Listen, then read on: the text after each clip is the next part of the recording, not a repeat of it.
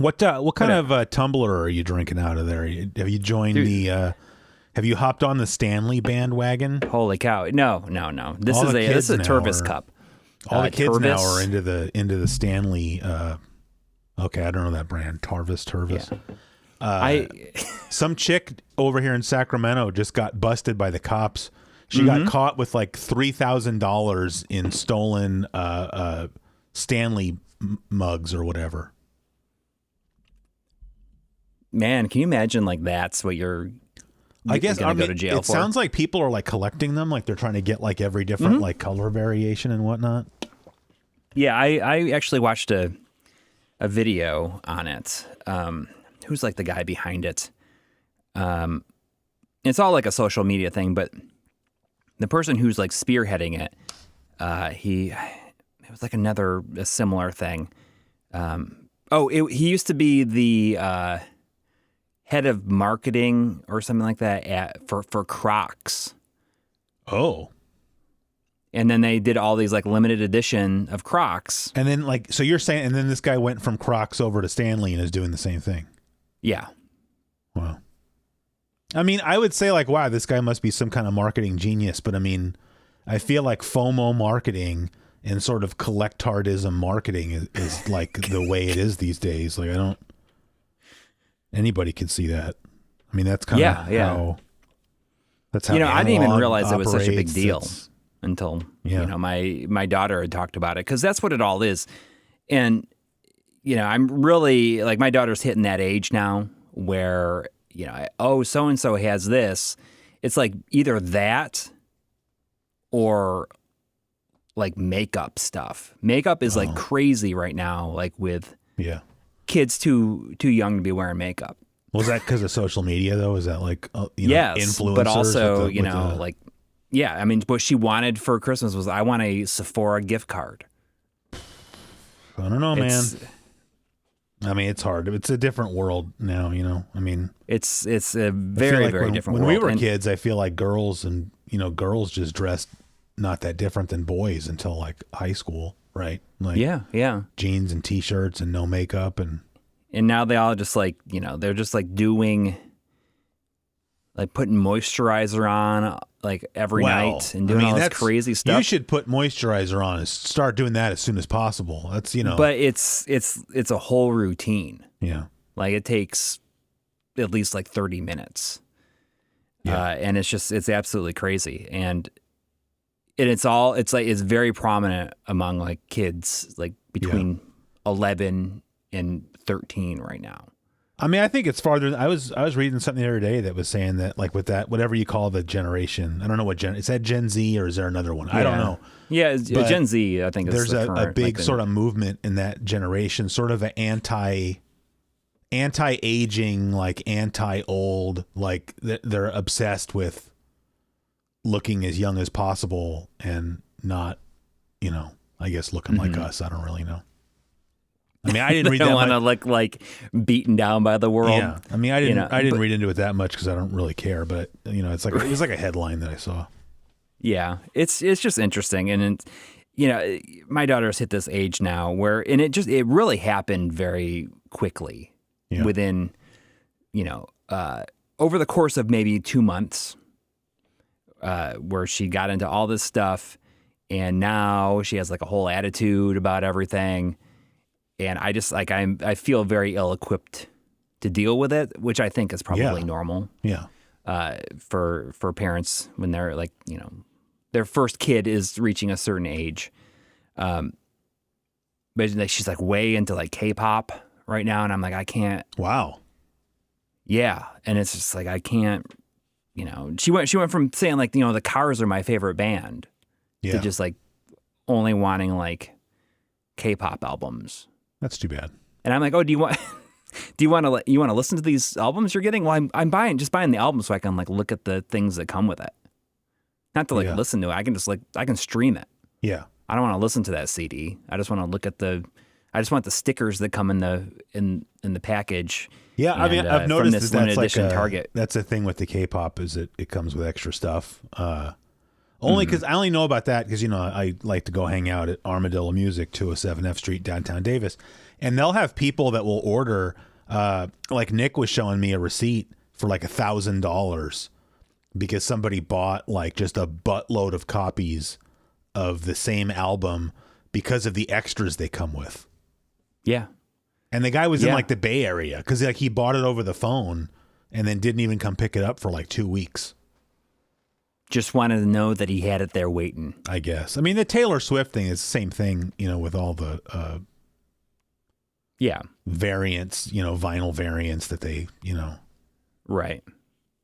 I mean, we all do that to a certain. I'm not saying that. I'm not trying. I'm not judging, right? Because like, you know, raise your hand if you've got a wall of video games in your house, right? So, which we of course don't need these days. Yes, but, exactly. And I can't say anything about it. Yeah. Well, I think the thing that bothers me look, all this is stuff I'm getting that I don't need. It bothers me because like the collectibility and scarcity or whatever of this kind of stuff is manufactured, right? It's built into the system. You know, it's not the stuff that we collect is just like, well, this is a rare game just because they didn't print that many copies of it because they knew nobody was going to buy it or whatever. And just like now, you have like, you know, record store day releases where there's only like 300 copies of this Taylor Swift album in, you know, like peppermint swirl color, you know? Yeah. So it's a little bit of not the same thing. Yeah. And, you know, there's so much of it now that it's just exhausting to try to keep up with all of it. Yeah. You know, and it's starting to feel like people are just getting distracted from like the real the real issues. Well, but that's probably by design, you know. It's like, would you rather have to pay attention to what's going on in the world, or would you rather just focus on, I'm really into collecting, you know, whatever, Stanley water cups or whatever they are, tumblers. Yeah. Yeah. But you know what? At least people are drinking a lot of water. Yeah. You know, honestly. Yes. You know, I mean, I guess when you think about it, there are worse things that people could be, you know, obsessed with. You know, I mean, we're getting, you know, buying video games and, you know, we're just sitting on our butts. Yeah. You know, and doing nothing when we're playing those. You know, I would hypothesize that between this whole thing with the, you know, people collecting, you know, water tumblers and everything, and sort of the popularity of sparkling water beverages like, you know, Spindrift and LaCroix or whatever, I bet we're currently living in the most hydrated period in American history. Probably. Yeah. Probably. And people are drinking several of those a day. Yeah. And it's good. You know, I don't understand. Some people have multiple and they keep them in different rooms. And because they always stay cold, they just, you know, fill them with ice, and you don't even have to carry it around. You just have them in different rooms. Yeah. And it's like but you can't really track how much you're drinking that way. Yeah. I mean, it's funny because, you know, I work in a lab, right? So you can't have food or drink in the lab. And so you have to leave it outside the door, you know, but you know, it's an inside hallway, right? It's not like I don't go into my lab through an exterior door. There's like a long hallway that has just doors on both sides that go into various labs. And so you can just look down the hallway and there's just like a bunch of, you know, whatever different kinds of water bottles and tumblers and whatnot just outside all the doors, you know? Yeah. That's how I found out about this whole Stanley Cup thing, because all of a sudden I was seeing all these, you know, new. I mean, I think it's interesting because, like, you know, I have this Nalgene. Like, I feel like this was like the first, like, really popular, cool to have, like, reusable water thing or whatever. This was like when I was in college, people were really into these Nalgene bottles. And then you see it comes in waves, you know. Then there's been like the Yeti bottles, and there was another brand I can't remember. I'm sure there's been a few, and like now currently it's Stanley, and then it'll move on to something else. I mean, it's kind of, on one hand, like you say, it's good that people are carrying this stuff and drinking more water or whatever. Like I said, this is Gatorade, but at the same time, it's funny that something as like simple and inconsequential as a water bottle becomes like a fashion accessory, you know? Because probably I'm like a dinosaur because I'm walking around with my Nalgene bottle, you know? Yeah. Like, hey, buddy, 2001 called. It wants its Nalgene bottle back. But the thing is, Stanley's been around for a long time. Oh, I always think of them as like the coffee things with the cup. It's almost like a thermos, but like for coffee, just like the longer one and the cups in the top. Yeah, I mean that was the primo coffee thermos back in the day. The working man's coffee. That had enough coffee to last you all day, and then the lid turned into the mug. And then, I mean, a few episodes ago, I was talking about my lunchbox. Yeah, and I think there was more than one company that made those that were sort of the same form factor. But Stanley made one because then it had the Stanley thermos that was meant to fit up in the lid of that thing, Mm-hmm. And it's very useful. And, I never had one, but I always felt like it was the parents that had them.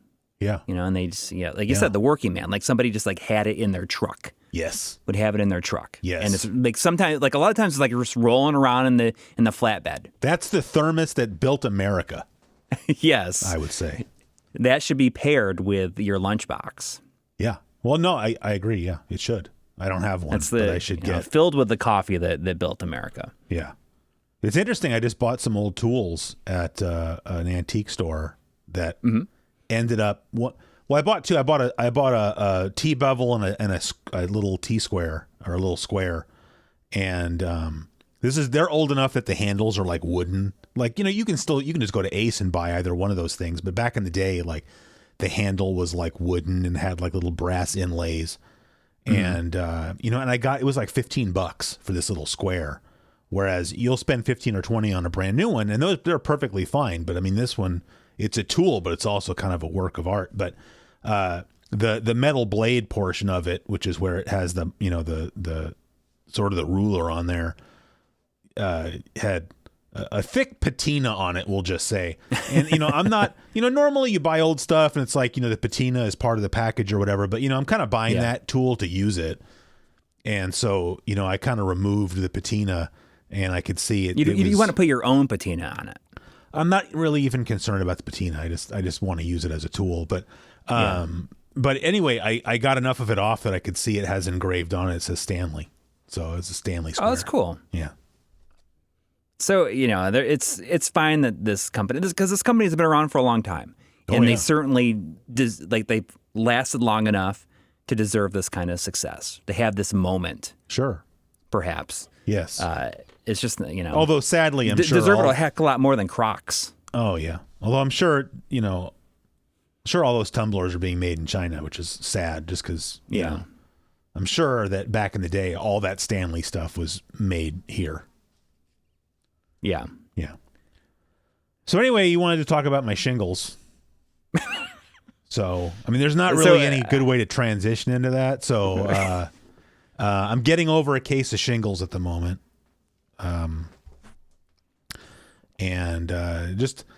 Basically what happened, what day? Today's like Tuesday. I think it's about 2 weeks ago. Like 2 weeks ago, I started noticing I had like this weird rash on like the back of my head, like upper neck, lower, like right above the hairline back there, so like between your ears sort of. And I didn't really think much of it. I just thought like, the only thing I would say is like, obviously it wasn't a bite because it's too big. It's like 2 inches long and maybe like 3/4 of an inch tall or whatever. It's like this little strip back there. I mean, I just thought like I have kind of sensitive skin as far as, like I have to watch what kind of soap I use or laundry detergent, like I can end up getting something on my skin and having a reaction. And of course I work in a chemistry lab. Now there's no reason at work that something should end up on the back of my head, but I was just, I didn't think much of it as my point. I just started trying to put different kinds of lotion. I put like a cortisone cream on there, a couple other things, just trying to troubleshoot, what was going on. Was it? And go ahead. Was it painful to the touch? Oh yeah, it was like when sore. you touched it. Did it like hurt? Okay. Yeah, I mean it hurt, like not like badly, but yeah, I mean it felt like something back there is really irritated, like. And obviously I can't see it because it's on the back of my head, so I like took a picture with my phone, so I could look at it, and it just looked like this big, like I said, like 1 inch by 3/4 of an inch. And it was like red and swollen and a little bit raised. And I was like, okay, well, that looks, I don't know what that could be. And it just wasn't getting any better, you know? And what I really thought maybe it was like, you know, you can get like a fungal infection on your skin, you know? Yeah. Oh, totally. And I'm just like, maybe it's that, because I couldn't, you know, if it was anything else, like why isn't the cortisone cream doing anything? And so finally I went to the doctor, and I mean, it was funny because I'm sitting in the doctor's, you know, in the little examination room, and I've got my back to the wall because I'm sitting in this chair, and I'm just telling the doctor, you know, because he's just like, all right, so what's going on? So I tell him everything I just told you. And he goes, yeah, it kind of sounds like you have shingles. He's like, come here and let me take a look. And so I got on the examination table. I just sat on it and just like bent my head down so he get behind me. And he's like, oh yeah, that's like a textbook case of shingles right there. I was like, oh, I didn't even think that was a possibility. I feel like I don't even really know what shingles is. Like all I know is like, me either. Have you ever had chicken pox? If you ever had chicken pox, you can get shingles. And so I guess I figured shingles was like chicken pox. I had chicken pox when I was like 4, so I don't even really remember what it's like. Although I got chicken pox because my grandmother had shingles. Like she had she had like a case of the shingles. And so my mom purposefully like exposed me to my grandma, because she was like, well, he's only 4. Now's a good time to get chicken pox. You know, better now than when he's older. And so, you know, I think that was a common thing back then. Maybe it still is. I don't know. But it was like, okay, let's just give Christopher some chicken pox, and then that way it's over with. But my point is, I was so young that I don't really remember having chicken pox, you know. But to me, it's like, don't you get like little sores like all over your body, I guess? I don't really know. Yeah, it could be like anything like an ingrown hair even. Yeah, you know? Right. And I don't remember which video it was, but like, I mean, I remember in one of Tim Rogers' videos, like he mentioned that like during the production of that episode, he got shingles. I think he got it twice. Maybe, I don't know. But I just remember him saying, he goes, that was the worst pain I've ever felt in my life. Yeah. Yeah. I think it was the Pac-Man one. It might have been the Pac-Man. It maybe. I really don't remember. Because then, like, I came home and because I remembered he said that, and I was like, really? Because I mean, for me, it was just like I have a little sore in the back of my head, you know. Mm-hmm. And so I started reading because, like I said, I don't know anything about shingles, and so I get online. There's a whole fun fact. There's a whole subreddit dedicated to shingles on Reddit there, and so like I'm going in there and I'm reading about it, and I mean, it's mostly people who had basically the same experience as Tim Rogers. Like, horrible. Because like I even remember, when I was at the doctor's office, because they gave me a prescription like for an antiviral medication, but then he says, "Oh, I'm also going to write you a prescription for gabapentin," which gabapentin is like, I mean, it has a couple of uses, but one of them is for nerve pain. Oh, and I thought that was like weird. I'm like, I don't need gabapentin. He's like, you wait. No, he didn't. But I just told him, because he didn't warn me about anything. He was just, he's like, well, this is the things we normally, and I'm like, well, I don't really need the gabapentin. I just, I'll take the antiviral. And he's like, well, I'll just write the prescription, and that way, if you end up needing it, you can just come get it at the pharmacy here, or whatever. Yeah. I said, okay, because at that time I hadn't done any of the reading yet, and so I'm like, what would I want gabapentin for? And then I went home and did all this reading, and so I guess basically the bottom line is I got very lucky, and I have an extremely mild case of shingles. Because to this day, aside from having a sore in the back of my head, I got no other symptoms. Wow. Okay. This medication I'm on is what's giving me more side effects than what I was having with the shingles. But, because I'm reading people on Reddit talking about what they were going through, which sounds a lot more in line, with, because they were saying kind of the same thing as Tim Rogers. It's like the pain level's like an 11 out of 10. Yeah. And it's all nerve pain. And it's just so it's like you can't, that's not even anything I can conceive of. Same. I feel like that's something that only people that have experienced it would be able to understand that. And that's why you would need gabapentin, because like it's nerve pain. Yeah. It's not actual, most pain in your body is from inflammation, right? So you just take ibuprofen or whatever, because that's an anti-inflammatory, right? It doesn't mask the pain. It uninflames whatever's inflamed, so it doesn't hurt as much. But when it's nerve pain, there's nothing to uninflame, right? So like gabapentin is supposed to help mask the nerve pain. I'd say I have a little bit because I'd say the back of my head just kind of feels like it's burning sometimes. Yeah. Even Do you think it's because not even right where the sore is, just like sort of elsewhere in the back of my neck.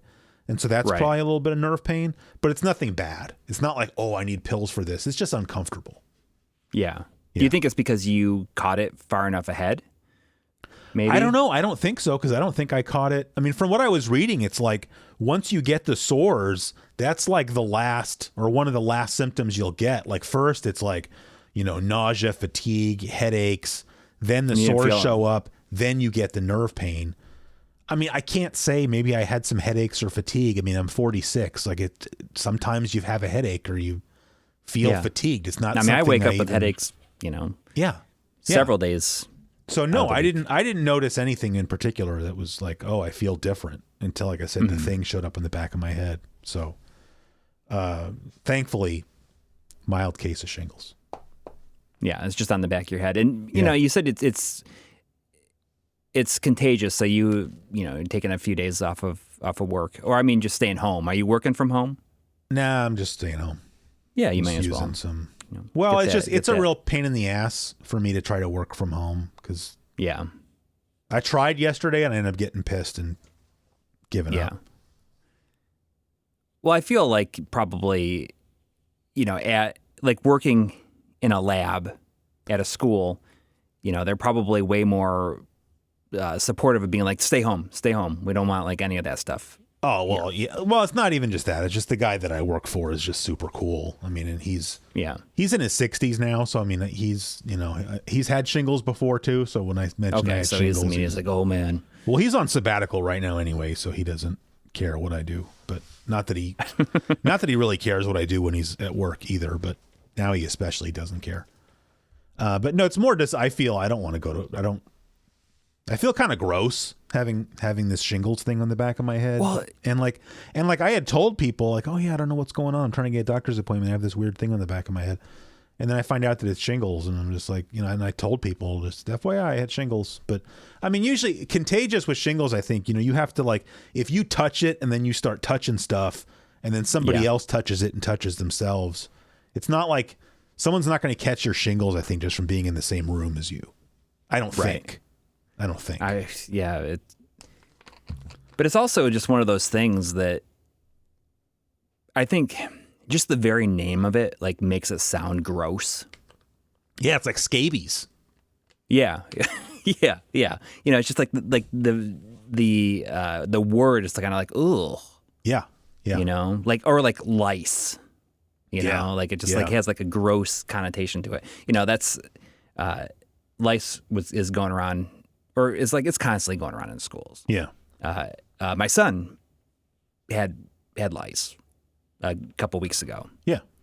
And he was the only one in the family that got it. It's just that's good. But it was just like kind of like in school, like it just kind of gets passed around and just like happens. Yeah. And the thing is there's people that will take it seriously and treat it right away. Yeah. But then there's just people that just do nothing about it. Yeah. And that's why it never like truly goes away because it's just like, yeah. Kids will be kids. They got lice. Yeah. Big deal. And it's something, that I don't have to worry about.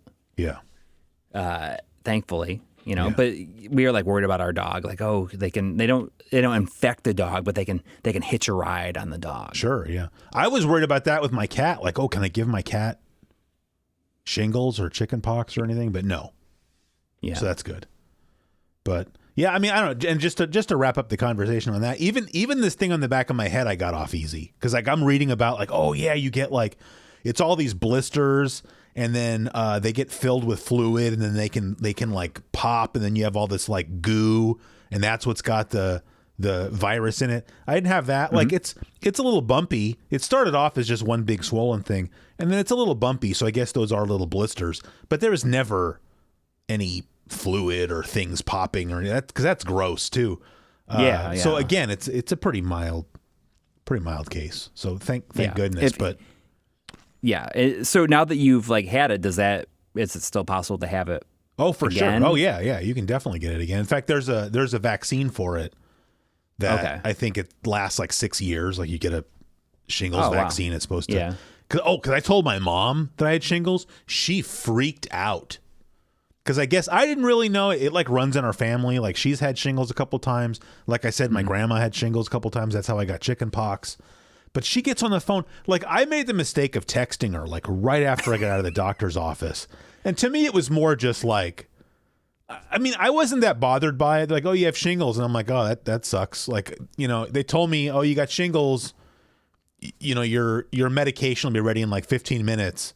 And I went down the street to Noah's and got like a breakfast bagel. You know, I'm like, whatever. I got shingles. I'm going home. You know. And so I just kind of texted my mom. What's that? Was it only have eggs on it? No, I get the one with sausage. So it's like you get either 1 or 2 eggs plus sausage and cheese, and then you can pick the bagel. And I got a pretzel bagel, which isn't even really a bagel, but oh my god, was it delicious! But so I texted my mom, just kind of like, oh, I have shingles, like wah, you know, and she starts going crazy, like blowing up my phone. I'm like, Mom, I can't talk on the phone. I'm driving. And she's like, oh, but I have to tell you, like, if you get you can get shingles in your eyes and you'll go blind, and you know, old people have died of shingles. She's telling me all this stuff, and I'm like, what do you want me to do, dude? Like, they gave me the medication, like, like you're dealing with it the best that you can. Yeah. Like, what else am I supposed to? If it comes in, like, if there's other problems, you'll cross that bridge. Yeah, but she's like, well, I'm your mother, and I'm concerned. I'm like, I understand, I appreciate it, but I mean, it's not that bad. I won't rub the thing and then rub my eye, I guess. Yeah. You know, I mean, because that is true. That can get in your eye and you can go blind. That is 100% a fact. But I don't think it's that common. Yeah. Yeah, and I mean, I guess unless you have like really dry eyes, or something like that, like the chance of that happening, like, or if you're just like, you know, I mean, I guess in the back of your head, you might be like at work, you're like staring at something for a long time, and you like kind of lean back, you're like, oh, yeah, like that's like a way that it could like easily happen. Yes, because they make a point like, oh, if you touch it, you need to wash your hands. Yeah, but that was all because, but now like, that you know, because like you have these blisters that are bursting, you know, all over you, and like I said, I didn't have that, so I don't. Yeah, I don't know. I mean, once I found that out, I made sure, like, oh, if I touch it, I'll wash my hands or whatever. But, but yeah, I don't know. Even like right now, like it's almost healed in the back, but it still really hurts. Like it's just burning. Sometimes I just put like a little ice pack on it. Yeah, but you know what it feels like? It feels like I got a sunburn on like a little patch at the back of my head. That's probably the best. You know, like if you got like a 2nd or 3rd degree sunburn in the back. Does it make it hard to like sleep? I don't know if you like, or like if you're somebody who sleeps on their back all the time. I sleep on the only side I don't sleep on is my stomach. Like I go back, I go either side. I like to move around a little bit. It's kind of heat sensitive, so if I sleep on my back so that my head is resting on a pillow, obviously it gets warmer back there, and then that gets like really warm. So that's not comfortable. But that's it. Yeah. Well, it could be worse. So that's I'm glad that you're on the mend. So much worse. Like, I'm not even that upset about it. But my mom apparently very upset. Well, maybe she's relieved now. She's got to be. Hopefully, but I was going to say about the vaccine. You're supposed to not be able to get the vaccine till you're 50. So I don't know if they'll give me the vaccine. Now that I've already had it once, I don't know. Can I use that as like an example of, hey, maybe you should? But then I feel like my neighbors got a shingles vaccine. My memory is them saying that even that was like rough. Oh, really? Like the side effects from the shot was like. So I might go talk to them first. I don't know. See how it goes. I mean, if you can get it, you may as well. You know, like maybe. After this. You have to find a doctor that's willing to sign off on you getting the vaccine, even though you're not 50. Which I don't. Well, what's it matter? All that stuff is getting moved to like a younger age. You know, I just read something about how, you know, it used to be, you know, 50 is when you should have like a yearly colonoscopy. And now they're saying like, oh, it should be like 45. Oh yeah. Last time I was at the doctor, they wanted me to like poop, like not at the office, but they're like, oh yeah, when you get home, like these people are going to send you this kit and you like poop into a tube and send it to them. Oh, I'd love doing that. Well, because apparently now that's like a substitute for a colonoscopy. Oh. But it's not as thorough as like a colonoscopy, but it's like they can catch the warning signs of colon cancer. I spent a few years since I got one. Actually, no. Oh, I've never had one. I mean, I always got put under when I got it done. Yeah. So I don't know if there's ways to get it without being put under. It just makes me think, colonoscopies makes me think of Hot Shots. Wasn't John Cryer in Hot Shots? Yeah. And there was this line, I forgot, there was something where wasn't he like blind and he needed surgery, but he was saying like the only way for them to do the surgery, they have to go in through the rectum. And I just remember him going like, he's like, ain't no man gonna take that route with me. And that's just always what I think about. I think about colonoscopies is like, I don't really want anybody, that's exit only, man. Like I'll do it, but I'm gonna kick that can down the road as far as I can, you know? Yeah, but it's like one of the most painful cancer, like ways to die from cancer, apparently. Yeah. I guess last thing I say on shingles is just that I read, apparently since COVID, there's been like a spike in shingles cases. Because of stress, right? Amongst probably. like, I don't know if it's just the stress or if it's like a side effect of having COVID or something. Maybe it makes it more likely you get shingles, but apparently there's been a big spike in like shingles in like demographics where you don't normally see it. Like normally somebody my age doesn't get that commonly. Mm-hmm. I mean, obviously Tim Rogers got it and he and I are about the same age, but yeah. Well, he's like half a year younger than me, I think. But okay. I mean, we're close enough to the same age. Yeah. My cat's down here, hopefully. Yeah, I know. I saw her like skulking about back there. That's what she does. She's a skulker. I got this book for Christmas, and I have not even started doing it. It's called 30 Days to a More Powerful Vocabulary. Oh, I would think that would maybe pay dividends when you're writing your scripts. Well, that's why I got it. Cool. It takes like, you read like a chapter a day. Yeah. How's that been? Have you started it at all? Or? I haven't started it yet. Okay. Maybe if you remember, send me a link to that. I might want to read that. Yeah, it's kind of a cheap book. I love. It's a fine line though, because like I like to when I'm writing scripts. It's more interesting if you can use a more varied vocabulary, but it's a fine line. You don't want to get to the point where you're just sort of being, I guess I don't know the right word, but using words that nobody really knows because you're just trying to sound smart. Right. There's a fine line between like using words that, that you would use in everyday conversation that sound like something you would say. Yeah. Yeah. Versus,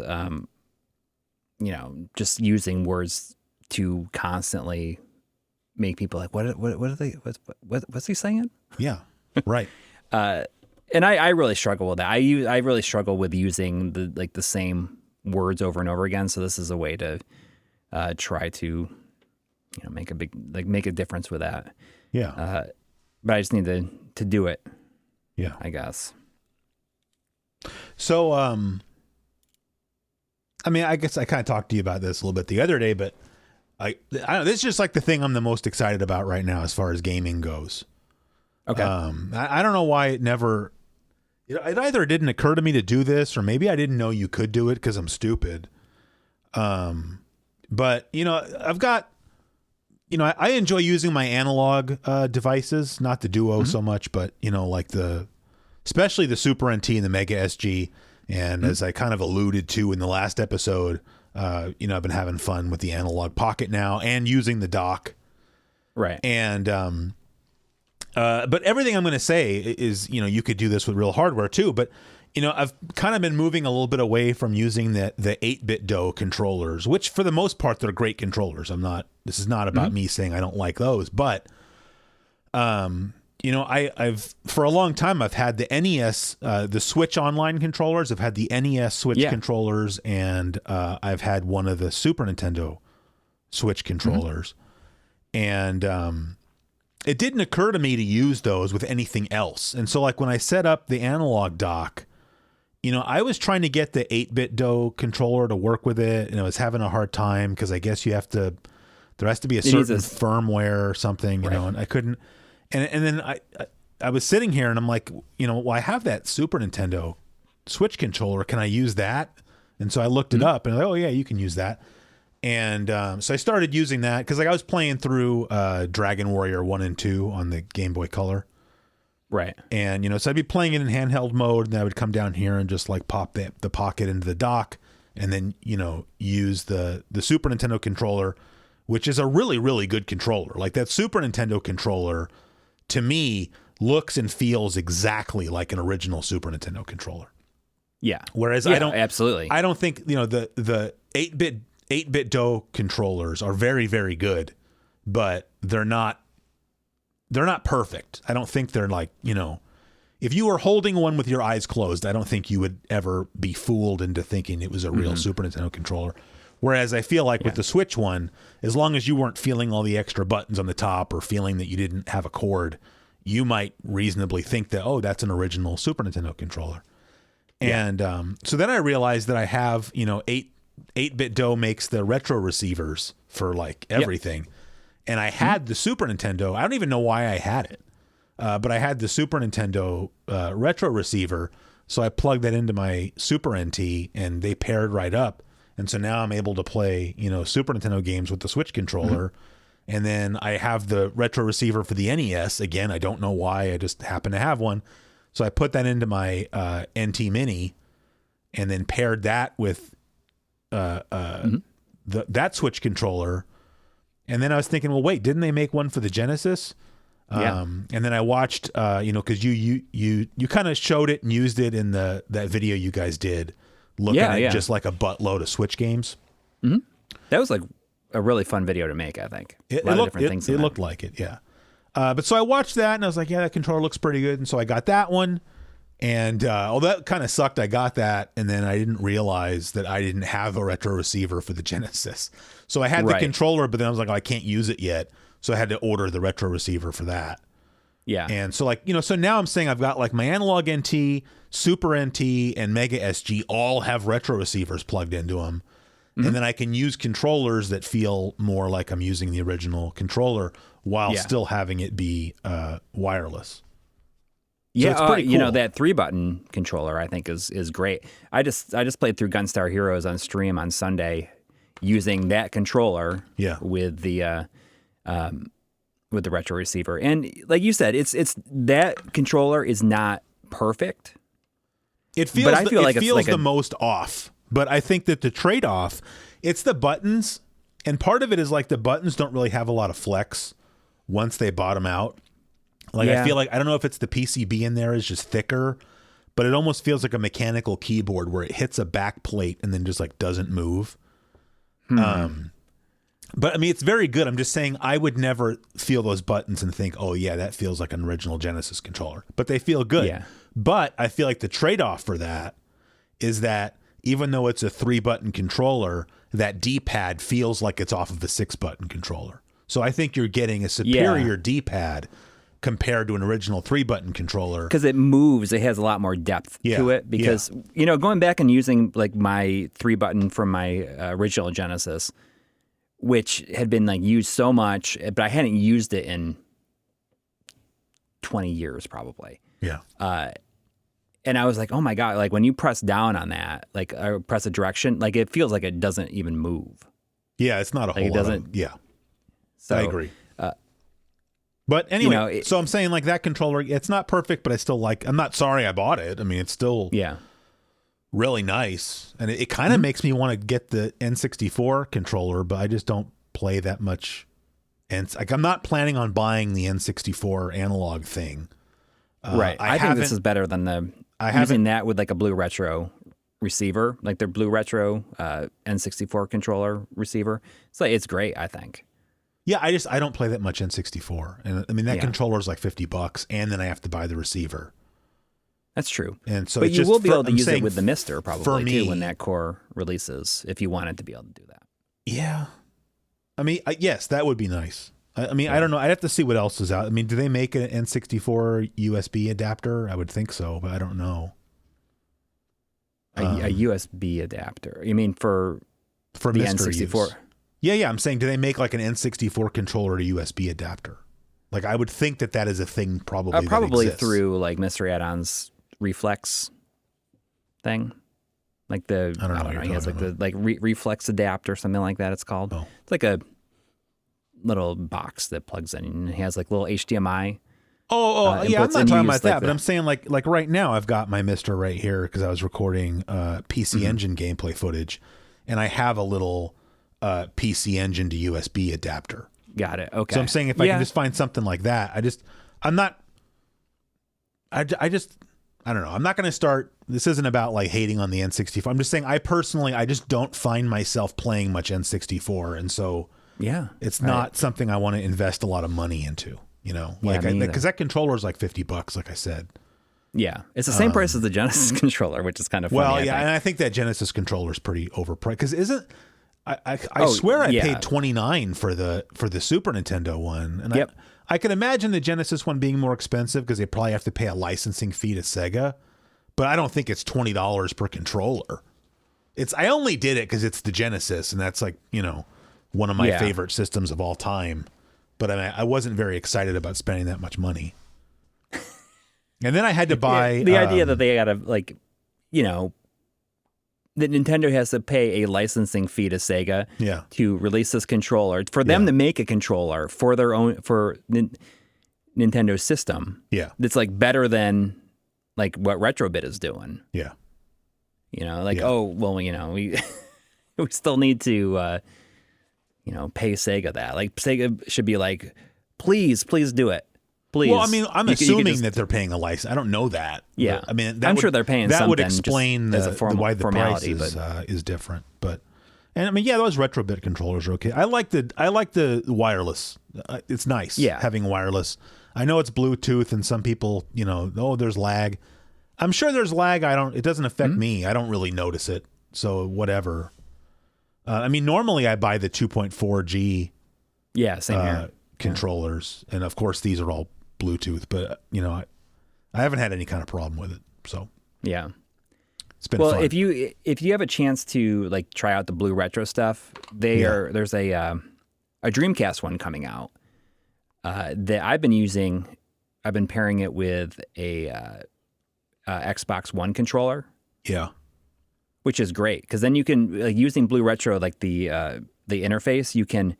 I made it so that the right stick was the same thing as like the A, B, X, and Y, so you can actually play Bangai-O like as a dual stick shooter, and it's kind of amazing doing it that way.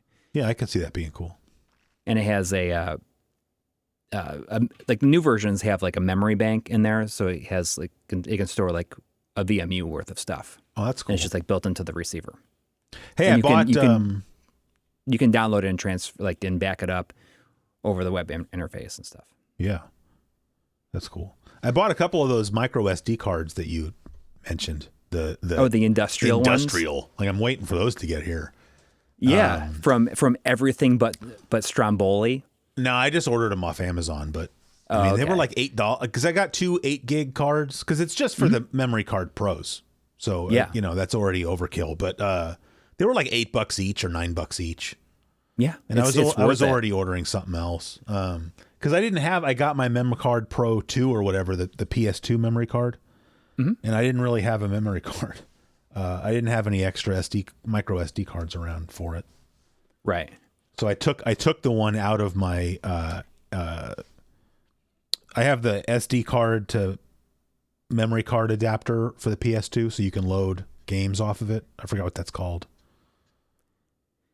The it's SD like MCIO I know what you're talking about. Yeah, I know what you're talking about. I have one too. I never got it to work though. Oh, really? I got. Yeah, I don't. I mean, from like Helder Game Tech. Is that's where I got it. But you understand, you have to have a regular memory card in slot 1 that loads up FreeMic Boot. Yeah, and then you have this SD card adapter in slot 2, and that's what you load the games off of. Okay, yeah, I got it load any games off of it. Oh yeah, I got that to work. It's awesome. Yeah, I got it. Like I have put an SSD in there. Like the new version of OPL like lets you. But like you can format it as exFAT and just copy the ISOs to it, and it's just a lot easier. That's what I did. Mm-hmm. You can do that this way too. with the. Oh, okay. That's what I did. You don't have to convert the games anymore. I just saw today. There's that guy Jeff Chen. Yeah. He's making like a new hard drive. If you want to call it a hard drive caddy or whatever for the fat PS2, where it'll take like laptop hard drives, like little, what is that, 2.5 inch? Yeah. And it's made so that you slide the because you just buy like an SSD, right? And there's a slot in the back, and you just slide the thing in from the back. Yeah. So you don't actually have to unscrew it every time. Right. You don't have to pull the caddy out anymore. You just kind of reach in there. There's little indentations, so you can reach in there and just pull the hard drive out. Oh, wow. Yeah, I'll definitely get one of those then. Yeah, it looked pretty cool. Yeah. I just don't, I haven't had a problem just doing the Helder Tech thing. Because I've just been using my slim PS2 with like the McBoot card in slot 1 and the SD card in slot 2, and I haven't run into any issues with that yet. But it's nice because with the MemCard Pro, you can have it load the McBoot thing so that you don't need the special memory card anymore. I haven't figured out how to set that up yet. But I don't think it's complicated. You know, PS2 it's always very daunting just because I feel like a lot of that stuff was kind of cobbled together from like many different factions of that scene for a long time. Yeah. And it was a lot more difficult than just having a more concise solution. That's why I was very happy to have Grim Doomer make that exFAT version of OPL, because it's like, okay, so now I don't have to use like WinHip, which had a limitation. And then when you hit that limitation, you could have a bigger hard drive in there. But once you hit that limitation of like something like 100 games or something like that on there, you couldn't do anything. Yeah. So I found out a way around that by going through the over the network, but that was very, very spotty. Sometimes it would work. Sometimes I'd have to reboot my system multiple times for it to get it to latch on, and then I'd be like, okay, I got to like transfer as many of these as I can. Yeah. Just for anybody, just for the folks at home there, if you don't know what we're talking about, like traditionally when you're running this, I don't know what you want to call it, almost like a bootloader or something that allows you to load games for your PS2 off of a hard drive or whatever. You had to have your hard drive formatted like FAT32, right? No. Before it was like its own. Oh, but you were limited to the file size that your games could be. So, to make a new partition for each game that you put on there. Yeah, and you have DVD games on the PS2 that some of those games would be larger than what the file size was allowed to be, and so then you had to convert them, and it just turned it into a whole hassle. And that's been eliminated now. So it's a good time to be a PS2 gamer, in my opinion. Yeah. I think so too. Although, I've been using the MemCard Pro 2, which I think is great, but they just recently added the ability to make memory cards that are like 16 megabit or 32 megabit. Yeah. And that's is kind of amazing. 4 times larger, right? Because 8 megabit is what so 34 would be, is 4. And then you can you can make a whole memory card of that where it has 8 of those. Yeah. Yeah. Then you just hit that button to go 320. It's like you'll never run out. I think it's just easier especially with the way OPL is right now. And, there's no... Yeah, see, I didn't realize that was an issue because on the PS1, it just automatically makes a new virtual memory card for every game you play, regardless of how you play the game, whether it's a ODE or a physical disc. So I assumed... I don't know if that works with does it work with physical discs on there? Because I don't know. I guess I don't use physical discs because I have an X Station, but no, I think it does. 'Cause I think I used to use it in a physical a system that's still I think a it just makes like a memory, like a single card for like physical discs. I don't know. I have 2 of them, but I've mainly only been using it on my X Station system. I have like a PS1 ONE the mini guy, that I use just to that is modded, so I can. Do you have the screen? I have the screen. No, I wish I have the little screen. Dude, I would love to have that screen. It's pretty. But they're really expensive now. That sucks. I got mine when they were the opposite of that. Yeah. where you could just probably go into like Toys R Us and they just had a bunch of them like stacked up on clearance probably. Yeah. Yeah. But you know, having a 32 megabit card, and it works with most games. There's some games where it didn't work, and you know, like Metal Gear Solid 3 Snake Eater, it didn't work with that, but it worked with Subsistence. Yeah. But you know, I told them, and they were able to, like, with a new firmware version, they got it working. Yeah, I mean, those guys are really cool. Like, they remind me of like Mike Chi, where you just tell them, like, hey, this isn't working, and they're like, oh yeah, we'll get right on it. Like, yeah, and they fix it. Like that's cool, and there's definitely something to be said for, you know, for developers that are really focused on like one new product, because the other ones, you know, the Mem Card Pro GC and then the original Mem Card Pro for the PS1, those have just been pretty standard now. Like I feel like they haven't had any like updates in a while, and they just work well. Yeah, but you know, the PS2 one has a lot of functions on it. There's a lot more bases for them to cover. And, for sure. But I mean, those are some of the coolest products I think that have come out in the retro scene in a long time. Yes. You know, like you get, like I've got my PS1 I've got sitting right here. You know, got my PlayStation, I got an X Station in it, I got a Memory Card Pro, and then I've got a little wireless adapter so I can use, you know, like a PS5 controller with it. Mm-hmm. And like for me, that's like ultimate. It doesn't have the PS1 digital. I don't feel like I need that because I have a RetroTink. But I just feel like that's like ultimate PlayStation right there. Yeah. You know, very exciting. You know, you're using the PS5 controller. So my son's birthday is tomorrow. Oh. And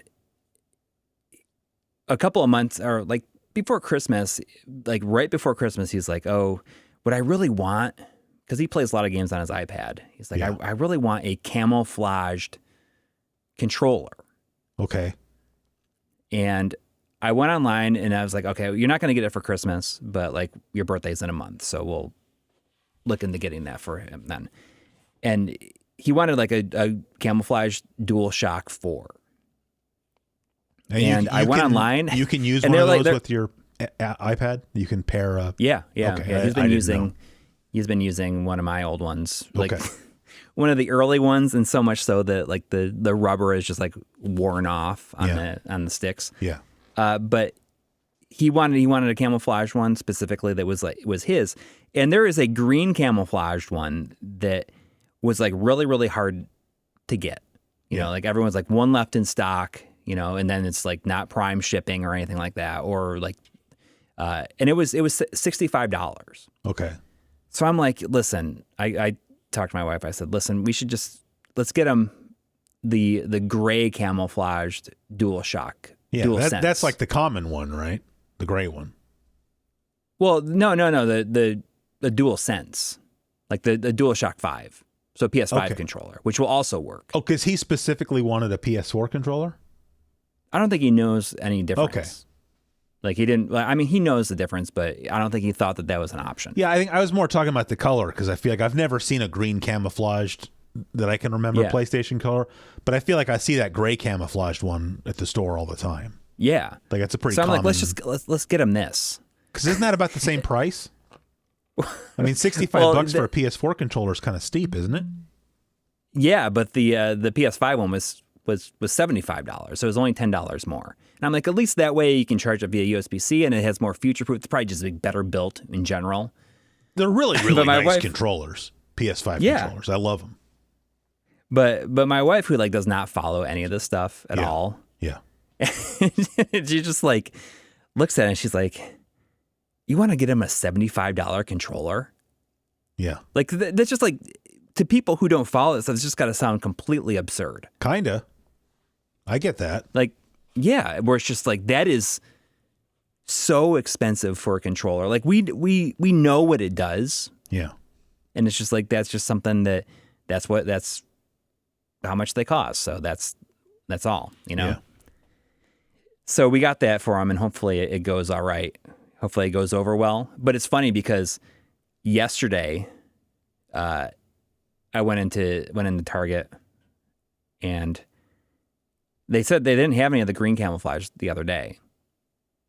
And it's like, it's just out of stock. You couldn't order it or anything. Yeah. And I go in there and there's like 3 of them, like newly on the shelf of the green camouflage. But it's a $10 difference. I don't really care at this point. Yeah. Plus, I mean, the PS5 controller is just so much better.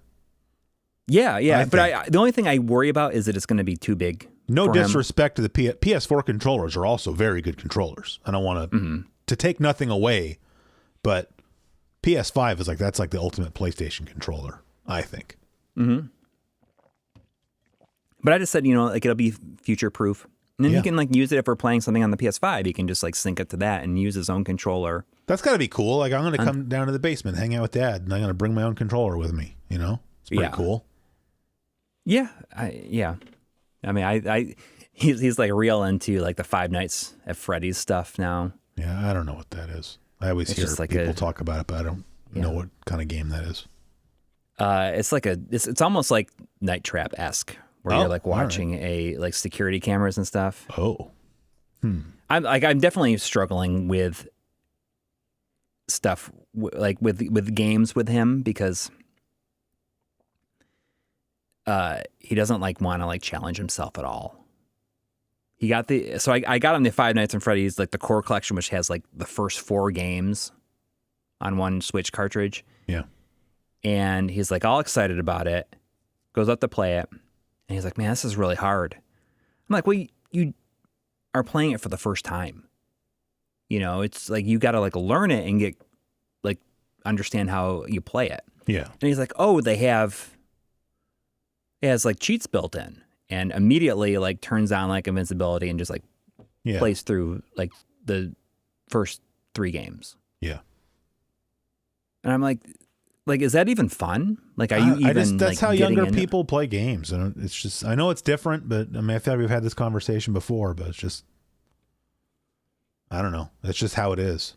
Yeah. I mean, this is the kid. You offered this kid $100 to beat Super Mario Brothers. I mean, hey, there's your PS5 controller money right there, kiddo.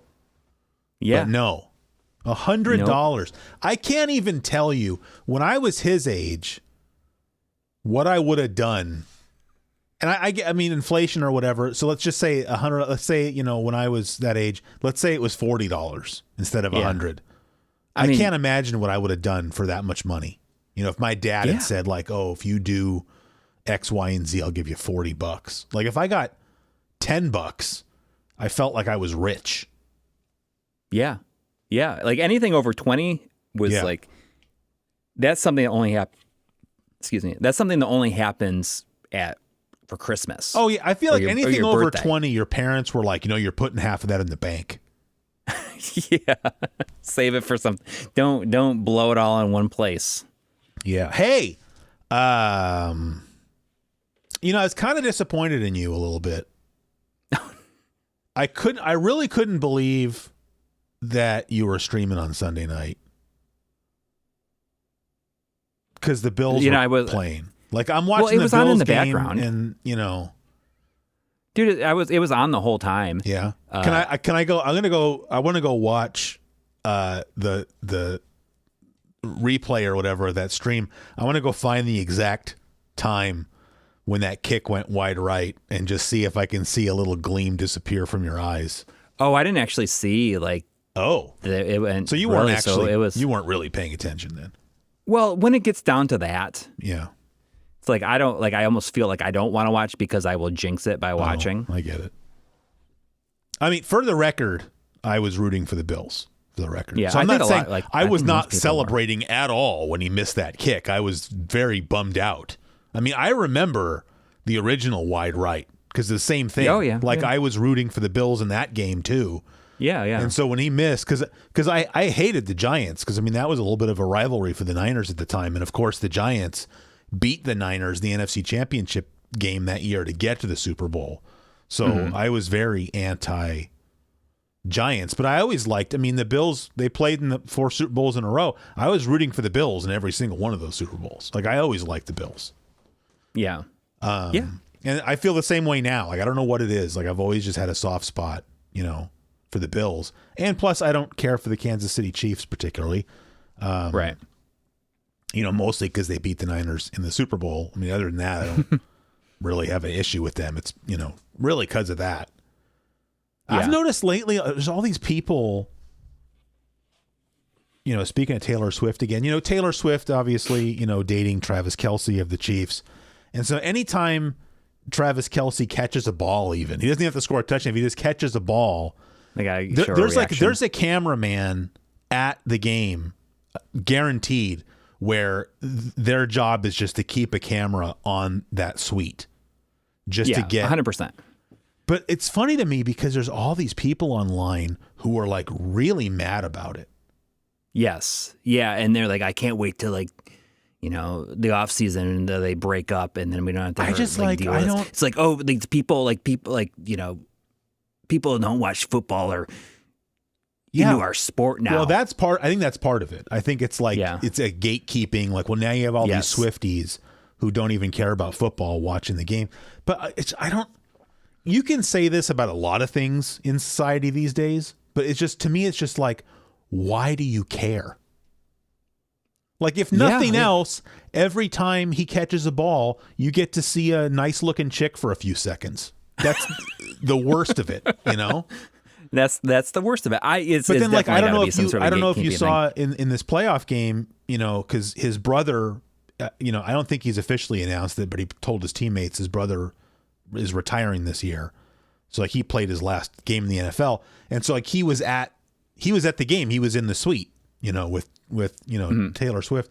And like, it's funny because they showed this shot, like Travis Kelce catches a touchdown pass. And so of course they go to the Taylor Swift cam, but you can't even see her because Jason Kelce is like hanging out the window with no shirt on, just like making like a grizzly bear, like, like, because he's happy for his brother, Yeah. It's just cool. Like, I don't know. I just like, and I'm not even I don't care about Taylor Swift, but it's like, I also don't care that the camera keeps showing her. Who cares? Why is it okay? Yeah. Why isn't it okay that people who would not normally watch the sport are like excited about it? I remember when Tony Romo was going out with Jessica Simpson and they were doing like the same thing. I don't remember people complaining this much back then. Like, why is there all this? Like, I don't hate Taylor Swift. I don't love Taylor Swift. I really don't have an opinion. I can't name a single Taylor Swift song. Like, I have no strong feelings about her either way. But I will say that for somebody who is as rich and famous and busy as she is, the fact that she's going to all of his football games, or most of them, to support him is pretty cool. Yeah. Yeah, I have no idea like how she has time to do this stuff that she does. Like, how is she like making those trips every week? It just sounds so unfun. Yeah. Yes. Especially with like the way that airplanes are right now.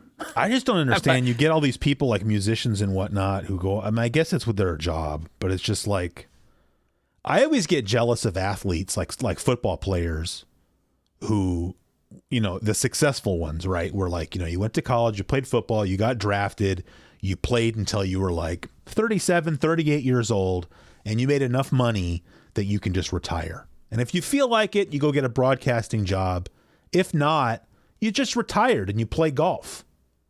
And that's for an athlete. You just like disappear and you hang out. Yeah. And for an athlete, that's normal because you physically can't do your job anymore. Right. But with like music, like if I was Taylor Swift, I would just retire. Like, isn't she a billionaire now? Like, yeah. I would ride off into the sunset and you would never hear from me again. But that's not how these people are wired, right? Because actors, it's the same thing. It's like you never want to stop, but it's like, it seems so exhausting, especially for musicians, all the touring. Yeah. It's like, I know they have a lot of downtime, right? Like you go out on a tour and then you go take a few months off and that's cool. But I mean, just living out of a suitcase for that long. Like, yeah, you're staying in a 5-star hotel, but you're still staying in a hotel, dude. Like, you know. Like, if I have to go anywhere for work, I have to travel for a couple of days, I'm like just dreading it. Yeah. Yeah. Like, oh God, I don't want to go. I don't want to go. I just want to stay home. I mean, I've stayed in some pretty nice hotels in my life. I have never stayed in a hotel where I thought, oh, this is better than being home as far as just like sleeping. Like if you're on a vacation, then of course you're like, oh, well, I'm in a foreign country or I'm doing whatever. Like, this is awesome. But nothing beats sleeping in your own bed at night. Yeah. And getting up in the morning and not having to do anything. You just hang out and just, go. You can come down to the basement, be with all your stuff. Yes. And, that's the best part. Like, I can't imagine having to travel all the time. And it's like hard enough when I have to travel, like a few times a year. Yeah. I mean, I used to have to, my old job, I had to travel for work a lot. And, I didn't hate it, but you were probably at an age where it was like, okay, this is like not so bad. This is like exciting. It's pretty cool to be able to tell people that you're doing that. A lot of the places I was going wasn't very exciting, but a lot of it was, and I think I talked about this before, but sometimes I would fly somewhere and fly home on the same day. And I always thought that was like super cool, flying somewhere and spending the night in a hotel. I was not, because then I wasn't staying in super nice. I was just staying in sort of standard, whatever hotels, and they were fine, but I'd rather just be at home, Yeah. I mean, I don't know. I mean, there's, it's different. Like when we go on vacations, like we've stayed at some pretty cool places, like Airbnb type of stuff that was really neat. Mm-hmm. And that was cool, but that's for like a week, right? But you go on tour as a musician, it's like, 6 months or more, sometimes. Speaking of that, I told you I got my tickets. Well, for my wife and I, we got our Death Cab tickets, bought them yesterday. Nice. We're seeing them in Portland. I talked to a friend, to another couple, like our kids go to school together. Yeah. And I was like, oh, is this something you guys would be interested in going to? Yeah. And we just need to such a good buy show. Those tickets. It was such a good show. I'm so happy I get to go again. Like that's, it was a huge, so interesting that it was a huge regret to me again. Because like my wife and I talked about going back because they played 3 nights in Berkeley. Yeah. And we went on the first night and we could have gotten tickets and gone again the second night and we didn't. And huge regret. See, and so she's the one that told, I don't know how she looked it up. Oh, she looked it up because like, we didn't go and we were both bummed out about it. And, my wife was just like, well, we'll just go next time Death Cab goes on tour. We'll just go see Death Cab, Mm-hmm. But, I felt bad because, I think my wife is more of a Postal Service, like she got into that through, like she heard Postal Service before she heard Death Cab. And like now she likes Death Cab. But for her, seeing Postal Service is like the bigger deal. And so like, yes, it would be cool to go see a Death Cab concert. Cause I mean, she just likes Ben Gibbard. I mean, whatever. Mm-hmm. So I think she was just looking to see if Death Cab was going on just one of their normal tours this year. And then that's when she saw that they kind of are continuing a second leg of the Transatlanticism Give Up tour. And so when we saw that, we're like, well, now we have a chance to sort of make up for the fact that we dropped the ball and didn't go back to Berkeley to see a second show. But this is almost kind of better because now it's going to be several months later, 9 months later, something like that. Seeing this, it's like seeing the same movie 2 nights in a row. Like it's better if you, if you go see it like a little like later. I think that's even better. Now we're seeing him in a bigger arena, so I don't know how that's going to be. But it's interesting because I feel as though I have a hard time connecting with that because with what the first time it's going to be like, oh, they're going to play these 2 albums, and it's going to be great. It's going to be cool to see that, but like to hear them play the exact same set list. Yeah, but you understand this is 2 of my all-time favorite albums.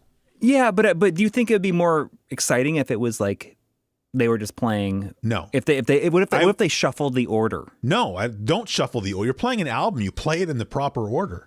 I understand that. The only thing I would say is if we were going to see Death Cab play just a normal Death Cab concert, I would be equally as excited, probably. Although I would say this, I'm more excited because I know my wife's going to be more excited because we get to see Postal Service again, which I'm also excited about. Here's the thing. This is what I'm looking forward to. I'm wondering, because remember I was complaining after the concert that I felt like the crowd was just a bunch of people that listened to District Sleeps Alone Tonight in college, and that's why they were there. Like, I'm wondering, now I'm going to Portland, we're going up to the Pacific Northwest, which is like where they're from. Because I've seen videos on YouTube of their concerts. People are singing along and are a lot more into the music. I'm hoping maybe this will be more like that. It'll be more of a Death Cab crowd. That's what I'm hoping for. Yeah. And as I told you already, I went to the grocery store this morning, walked in the door, and there was Death Cab playing on the PA system. That's an omen, like a good omen. Can omens be good or are omens only bad? I don't know. I don't know. Because people say that's a bad omen. So either you're just using a double negative, or the omen is a horror. Or you can movie. have a good omen. Yeah, it was maybe. It was body meets soul. Thanks for asking. Yeah, well, I know you sent me a video of it. Yeah, that's true. I thought it was soul meets body. Yeah, you're right. Soul meets body. Either one. I watched that documentary on it that you sent me. It's pretty interesting, from current TV. Yeah, I feel like I had seen that before. Like not that one specifically. I've heard of current TV. You know what was weird to me? Like they had that little shot. This is the same thing. Like if you go on I have Tidal as my streaming service, music streaming service. And as we've discussed before, if you go to like the band or musician page or whatever you want to call it of any band or musician, it has the top tracks, like the top tracks section, which I assume is ordered by like, these are the tracks that get streamed the most. Right. And so, presumably that tells you like this is the band's most currently popular song. Mm-hmm. And for Death Cab, it's I Will Follow You Into the Dark. And there was that clip in that little mini documentary I sent you where they're playing live and Ben starts playing I Will Follow You Into the Dark and the crowd's like, going crazy for that song. I think it's so weird because what a sad song. Like, I'm not saying it's not a good song. It's a great song, but I'm not like, oh yeah, they're playing the song about I want to die when you die. Like, really? It's so romantic though. Yes, but I don't know. It's a good. I'm not trying to say anything bad about this. So I'm saying I don't get excited because just sad. It wouldn't make my top 5. I guess is what I'm saying. Yeah. I told you about it a few days ago when it happened. Not to completely change the subject. I'm sorry. Oh no, please go ahead. Like 2 weeks ago on a Saturday. You remember it like it was yesterday. I remember it like it was yesterday. So I spent the entire day my son was like playing some stuff. Oh, on yes. his iPad and everything. I'm like, let's go just watch a movie. Yeah. And I'm like, we're gonna have a movie marathon because it occurred to me that he had never had a movie marathon where we can watch TV all day, and there was not going to be any kind of like, all right, after this we got to stop. Yeah. So we had a movie marathon. We watched 3 movies, and including his first ever R-rated movie. Remind me of the 3 movies. I don't remember. We watched Edge of Tomorrow, which I'm not sure. Have you seen that? It's got Tom Cruise in it, where he dies and he lives like the same day over and over again. So it's like Groundhog Day? Day? Very good. What's that? So it's like Groundhog Day? Yeah, except for it's like him fighting aliens. Oh, all right. And it's really, really, really good. I assume that's the rated R one. No. Really? All right. The rated R one was Predator. How old is Monty? He's gonna be 9 tomorrow. All right. And you know what? I was like, I don't know if. Why don't you just show him RoboCop while you're at it? But you know what? Predator is like, all things considered, is not that. It's not like a hard R. It's not like real intense. Like, yes, there's like skinned humans in it, and like a skull gets ripped out. But like, there's nothing like real. All right. Uncomfortable, right? All right. He wasn't fazed by it. Out of everything we watched, I think that he was the most bored by that. Oh wow, okay. And I think that he thought the coolest part of it was that he was watching an R-rated movie. Oh, he probably went to school and told all of his friends, "My dad let me watch a." And I hadn't seen Predator in a long time, and it's good. It's really, really good, I think. There's just like, I like that it kind of changes course, but there's just, it's a very basic movie. Yeah. It's a very basic movie. And, all right. And what's the third one then? The third one was Alita Battle Angel, which was it's like based on a manga. And James Cameron was supposed to make it like years ago. And it's like, I think it's pretty good.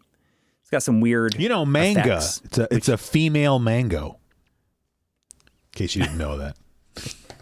Or a Japanese comic book. Okay. And I think that he liked it. He liked that the best out of everything that we watched. Oh, all right.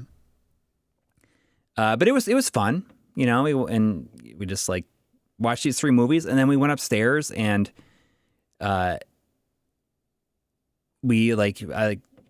got a Switch out and I got my Switch out, and we just like played different things like laying there. And he says, he turns to it and he's like, Dad, I think this is the best Saturday I've ever had. And that's like, it just really got me. That's got to hit you right in the feels, Yeah. It just got me thinking about like, this is a moment, a day that he will probably remember forever. Probably. Like when he is my age, because I'm sure we can all think of those days where you just like, you stay like, sat around and like, for me, it was like watching Godzilla movies like all day long or whatever. Yeah. When TBS or TNT would have their Monster Madness stuff. And like, I just remember those, and he will probably remember this day. Yeah. Forever. And it's just really crazy to think about that, I guess. And it was just like a lot of fun, but I'm like the thing is like, we can't do it all the time. No, then it's not special anymore. Becomes less special, Yeah. You got to go back to eating all of his Halloween candy and making him mad so that he appreciates when you're nice. Well, yeah. I mean, the thing, he is like, he's very generous. Like if I ask him for stuff, like ask him for like candy, I'm like, oh, go get me a Kit Kat. Yeah. He's like, well, can I have one? I'm like, yeah, you can have one too. Yeah. If you get me one. Yeah. And then, like, cause I didn't sneak any of their candy this year, cause they both brought their candy into their room and put it someplace. I think it's kind of funny. I was thinking about this, I think just yesterday. I was thinking like, it's frustrating that I feel like I can't talk about food on this show because you don't like food, quote unquote. Meanwhile, your family has to hide food from you. Like, I would just think you'd be a little more excited. Like if I said, hey, Cheez-Its or Goldfish, that you'd have like a strong opinion instead of being like, well, I just don't really like food that much. I mean, I think that at the moment I was probably like, it was probably incorrect of me to say that. Maybe. But I am. Well, 52 episodes later, it's still stuck in my craw. That was like the first episode, basically. I think it might have been. But I am taking a cooking class, a free cooking class that's offered like through, I don't know, like through my kid's school, like some sort of affiliation for the schools, like every Tuesday. It's like an in-person cooking class. Yes. Okay. And at first it was like, oh, you can, my wife and I were talking about like, oh, you go one week, I can go the next week if we want to go. Yeah. Because at first I thought we could all, like all 4 of us could go. Yeah. As a kind of a thing. But it's like, oh, it's only for the parents. And then my wife's like, oh, we can change weeks or whatever. What does your wife need to go to a cooking class for? I thought your wife was like, why would you go? Isn't she awesome? Like the whole reason. Yeah, she's awesome. Yeah. So I'm like, why would you ever go? Like the whole idea of me going to this thing is so that, I can, keep up my end of the bargain. Like try to. Yeah, I mean, your wife told me that you're the only person she knows who can burn water. When yes. Yeah. I don't.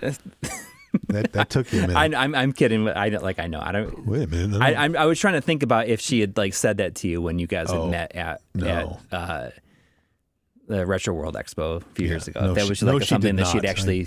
I made that up. I was like going through my memory banks, seeing if that was in there. Yeah. But yeah, we'll see how it goes. Yeah. It's. I mean, that should be exciting. 8th. I mean, I took a cooking class one time. I don't know if I ever mentioned that, but there's a community college here that has they call it Culinary Arts, but it's like you can get an associate's degree in, like cooking and hospitality, like if you want to go be a chef. And it's like I took a class there. And I mean, I consider myself a, pretty good, home cook. But I mean, I definitely learned a lot of new, you learn a lot of fundamental techniques and I really enjoyed it quite a bit. So I'm excited for you. Yeah, I'm excited to tell you about it. Yeah. Because I think the whole thing is that since my wife has got a new job and she's working at the office, that means I got to like at least either start dinner and she'll like leave me like directions and stuff, or I'd figure something else out. And like I think that this will be a good way for me to take a lot more joy in that and feel a lot more confident in what it is that I'm doing. Because I don't know, I just get really self-conscious, like, oh, I'm going to screw it up. Yeah, I get it. I mean, hey, like I said, I think I'm a pretty good cook. Not everything turns out the way I was hoping. I mean, yeah. But you probably don't get nervous about like, oh, am I putting too much of this thing in? Like, am I putting too much like salt in or this and that? I guess not. You got to taste, man. You got to. Yeah, well, yeah, exactly. But I don't feel as though I understand of how to taste, like, and how certain ingredients change the taste. Yeah, I guess. How would having salt, like, put it like. I mean, that's interesting. Like, I guess this needs more salt, like my wife kind of says that kind of stuff to me. Like, well, how do you know? And I'm like, I don't know. Like I just know what herbs to use in what situations, and it's not because at some point I sat down and memorized it. It's just somehow I just know. Like, oh, we're cooking this, we need this herb, or we need that, or like, I don't know. Yeah, it's just like it's not like something I can just that cook. I can cook on like pure instinct. Yeah, some people have it like that, but other people like myself have to learn, and I'm hoping that I'll be able to learn that. My wife told me, she's like, we have a word for that in Spanish, and then she said some Spanish word like you have la la la, whatever, and I was like, oh, cool. That wasn't the word. I'm saying that. A hidden power. Yeah. Hey, since you mentioned Godzilla, I was trying to think of a way to work this into the show, just because I have you ever messed much with Pluto TV? I may have watched something on there before. I'm familiar with it. I may have created an account to watch something. Like, because I got this, as we've talked about multiple times, I got this new TV down here. Oh, yeah, yeah. And it's like like the internet channels on it. But dude, it's amazing. Like Pluto TV, I'm saying, unless you specifically want to watch live sports, which obviously I do, Pluto TV is better than cable, and it's not even close. Like, it's so much better than cable. Like, because I have YouTube TV because I want to watch sports. That's the whole reason I have YouTube TV, is so I can watch sports. Like, and when you open YouTube TV, whether it's on your computer or iPad or on a TV, you basically have like 3 tabs. You have your home tab, where it shows you like recommended things that it thinks you want to watch, whether it's live or something that it's recorded that you told to record. You have your library tab, which is like your DVR. And then you have the live tab, and the live tab just looks like any standard like interactive TV guide, right? Like, here's all the channels going, down the column, and then the rows are like, here's what's playing now, and then what's coming up next, whatever, Yeah. And so like, you can open up the live. I can scroll completely down from top to bottom and not find a single thing that I'm interested in watching. And I mean, saying that's like common. I don't even bother looking anymore. But like, I mean, this is going to sound like we're being sponsored by Pluto TV or something, which we're not. But I'm saying like Pluto, it's the same thing. They can sponsor us. They want to give us like you just Pluto. If you want to sponsor the show, please, I will sing your praises all day long.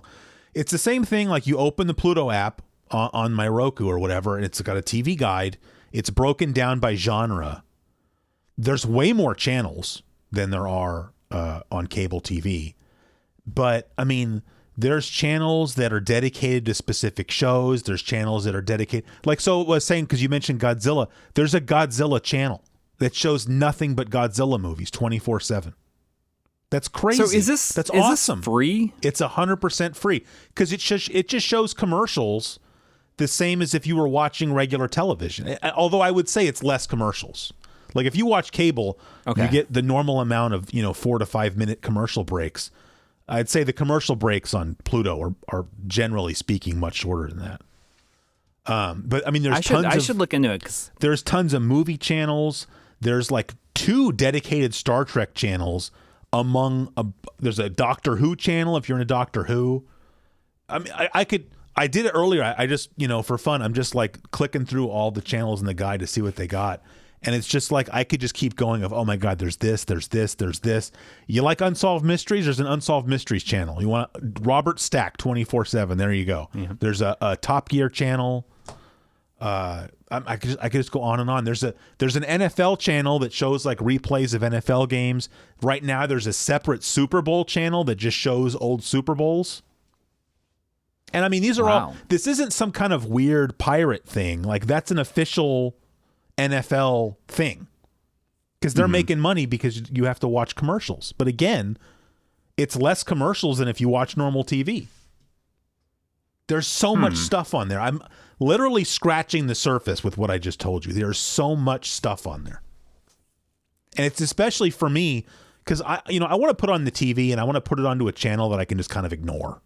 Not ignore, but like I'm down here recording gameplay footage. I'd like to have something on the TV that I can sort of keep one eye on. I can come down here. There's a Star Trek The Next Generation channel that just shows nothing but Star Trek The Next Generation. It's amazing. That's cool. Is there a Seinfeld channel? I've been falling asleep to Seinfeld every night. There's not. That's too bad that there's not. I mean, there's not everything on there. But I mean, there's just and part of what I like about it, is, like I signed up for Paramount Plus really just so I could still have access to Star Trek The Next Generation because it used to be on Netflix. Mm-hmm. And at least for me, and I think this is a common thing, it's like you open a streaming app and you spend so much time looking for something to watch, right? Oh, even if like for me, let's say I go, you know what? I feel like watching some Star Trek The Next Generation, right? So you open the Paramount Plus app. Well, now you still got to think about what episode do I want to watch, right? Because you have to pick, right? With Pluto, you don't get to pick. It's just showing whatever it's showing. No, that's great. I like that aspect. I like that aspect. But here's what's even better. It gives you let's say, because it starts a new episode on the hour every hour, right? So like, I don't know what time it is right now, but let's say it's 11:30 right now. So it started episode at 11, right? You turn on the TV and you go check the Star Trek channel. Oh, this is like my favorite episode, but it's like halfway over. No problem. Pluto TV lets you can hit a button to start that episode from the beginning. Just that episode. Yes. You can hit, if you just tap the rewind button, it will go back and it'll start that episode I for should look you into it from the beginning. But you still have to watch all the commercials. Like you can't skip through the commercials. But again, it's less. Sometimes it only shows you one commercial, like 1 30-second commercial, and you're back to the show. It's a heck of a lot less than Hulu makes you do. Well, that's what I'm saying. Is like now these days, it's like Hulu makes you watch commercials. I think Amazon Prime announced they're going to start showing you commercials, and you're paying for that. Pluto, you're not even. I don't know. I don't get it. Like there's so much stuff on Pluto. There's a huge section of just stuff for kids. Yeah. There's a huge section of just Spanish language stuff. Anybody that, like my in-laws, that'd be great for them. Yeah. So much stuff. I'll look into it. I'll check it out tonight. Yeah. That sounds like a cool evening. Because, I've used it before, but a lot of times it says to continue watching this, you have to create an account. And I thought that I created an account. Maybe I haven't logged into it on this TV. I don't know if I created an account or not. I might have. I also think I didn't double check this. I might be crazy. I feel like on the app on my iPad, I feel like there were fewer channels. I might be making that up. It seems to me like when I'm on the TV, I feel like, wow, there's a lot of channels on here. But there's just tons and tons. Yeah. There's like an anime channel that just shows anime 24/7. Oh, that's awesome. That'd be awesome. Scooby-Doo channel. There's a Happy Days channel, shows nothing but Happy Days and Laverne and Shirley. I think that's There's a Three's Company channel. Oh, there's 2 Price is Right channels. There's one Drew Carey Price is Right channel, and then separately there's the Bob Barker Price is Right channel. Isn't it crazy that Drew Carey has been hosting that long enough to have a whole channel dedicated to it now? Yeah. And that's like every day, I guess. It's kind of funny because I remember when Barker retired and Drew Carey got the job, and I was just like, really? Like, I mean, he's a stand-up comedian. He had the Drew Carey show, which I loved. And at the time, I was like, really? You're just going to host The Price is Right? And I don't know what was wrong with me, because now I just think, like, what a cool job. Like that. What a cool job. I would love that job. And he just does it. You never see him pop up in anything else. Yeah. He's not like doing cameos or anything like that. He's not just, this is what he's doing every day. And he's basically got like the cushiest gig in show business, probably. Well, because I wonder how many days you does work. That for an hour a day. Well, but they don't. That's usually with those game shows, they will film like all day. So you don't even work every day. Like you do a block of, you record like a block of shows, and then you're like off for a while. So it's even better. Yeah. Yeah. Yeah. I mean, there's a channel that shows nothing but classic variety shows. Like it had Laugh-In on there and some Johnny Carson. Dang. I feel as though I've been sleeping on this. And I'm saying it's like scrolling through that. It's like shocking.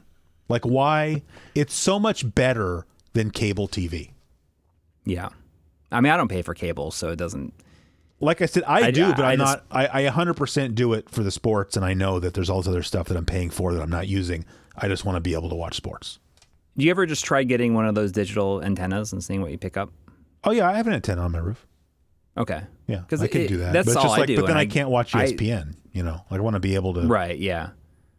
And now, you get all the major you can't pay for that channels. stuff a la carte. So, yes, I do. I see. Yeah, because for a long time we had dish, and then we moved to this house. We didn't bring the dish with us. We just paid someone to go up on the roof and put a big antenna up there, so I can watch all the over the air.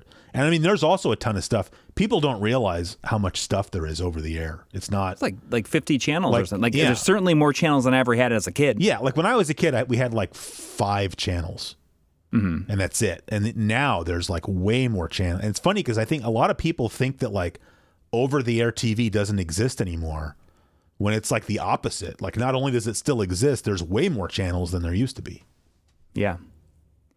You can go to Target, your favorite store, and you can just buy like a little digital antenna, and it will pick up. Well, that's the only difference is depending on where you live. Like even having an antenna inside your house might not be. Like I live far enough away from the transmitter that I don't think I'd be able to pick up anything without having the antenna on my roof. Yeah. Well, yeah. I mean, luckily this house has a big antenna, like already just, it came with it, right? Yeah. Oh, geez. Oh. That's just my wife calling. Yeah. Let me just, I'm not going to answer the phone, but I'm going to tell her that I'm. Yeah. Well, I mean, it's been an hour and a half, so I don't know if you want to wrap it up. I drank all this Gatorade. I kind of got to go take care of that. Yeah, me too. Yeah. I've drank my entire cup here. Yeah. So you've been listening to episode 52. 52, yeah. What was that? Patrick Willis's number, I want to say, was 52. I wouldn't swear to it. That's all I got for 52. And you don't know who Patrick Willis is, so it doesn't matter. Yeah, I don't know. Yeah. I have no idea. I'm sorry.